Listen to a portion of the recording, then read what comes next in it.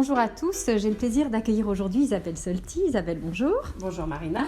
Donc vous êtes opticienne, vous êtes installée à Saint-Maur et vous avez décidé de vous spécialiser dans la vision de l'enfant. Alors pourquoi ce choix ? Ce choix, en fait, je suis opticienne à Saint-Maur depuis un peu plus de 25 ans. Et il y a quelques années, avec l'arrivée des réseaux de mutuelles, certains opticiens ont pris le chemin, on va dire, un petit peu commercial de la profession. Et moi, j'ai voulu redonner un sens médical à cette profession. Donc, il y a 11 ans, en effet, en décidant de m'occuper de l'équipement de l'enfant, j'ai retrouvé tout à fait cet aspect médical proche, apportant aussi quelque chose d'humain en rassurant les parents lorsqu'ils ont leur petit bout de chou à équiper. Alors, quelles sont les spécificités de cette clientèle, justement ? Quels sont les besoins qui lui sont propres ? Ils sont en attente de se sentir en sécurité. Ils ont une attente aussi de réponse quand ils viennent, quand on leur apprend que leur tout petit, parce que quand je dis équipement de l'enfant, ça démarre dès 2 mois. Et c'est un petit peu cette spécificité en fait qui a donné vraiment de la valeur à ma profession auprès de l'enfant, dans le sens où équiper un enfant de 7 ans, 8 ans, en effet, c'est assez facile, hein, tout le monde arrive à le faire. Équiper un bébé, ça commence à être un peu plus compliqué parce que souvent ils arrivent avec des problématiques, des choses un petit peu, on va dire, tout ce qui est cataracte congénitale, strabisme important, ils sortent parfois de Necker, de trousseau, il y a eu des naissances un peu compliquées, parfois des maladies génétiques. Et ces parents-là sont vraiment en attente de se sentir en sécurité, qu'on les comprenne, qu'on prenne le temps. Donc, en effet, la vente d'un équipement d'enfant, ça prend du temps, ça prend du suivi, il faut être proche de la personne. Et c'est ce qui m'a plu. Alors, on entend dans ce que vous dites que parfois le client, ça peut être à la fois l'enfant et le parent, puisque effectivement, l'enfant, quand il est tout bébé, quand c'est un nourrisson, c'est pas à lui que vous vous adressez, mais aux parents. Donc, comment se déroule finalement la vente entre les parents, l'enfant, vous ? Comment ça se passe ? Alors, il y a 2 façons d'aborder justement la vente de l'enfant.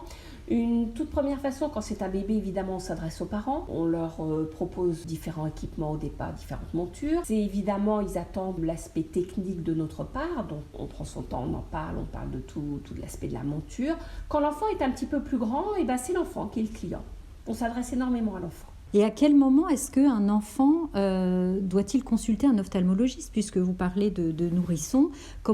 Quels sont les signes avant-coureurs qui font que les parents doivent être vigilants et emmener leurs enfants voir un médecin ?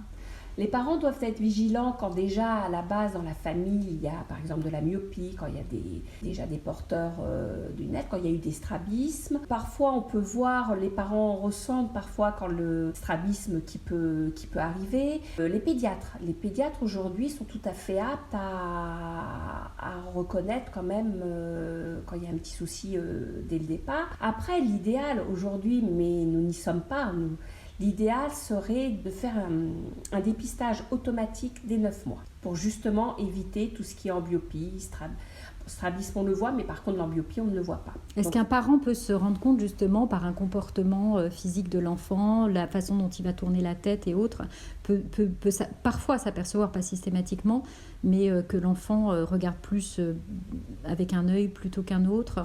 Oui, parfois, tout à fait. Puis aussi dans les premiers pas de l'enfant, s'il tombe souvent, s'il se cogne. Mais l'idéal, quand même, serait un dépistage automatique à 9 mois. On ne trouve rien à 9 mois, après on peut attendre 2-3 ans. Mais aujourd'hui, on passe encore trop à côté d'amblyopie qui arrive un petit peu plus tard au magasin. Donc vous nous parlez de l'aspect prise en charge psychologique, la rassurance au niveau de cet équipement. Vous, en tant que professionnel de la vue, est-ce que techniquement, il y a des différences en fait dans la réalisation de tels équipements ?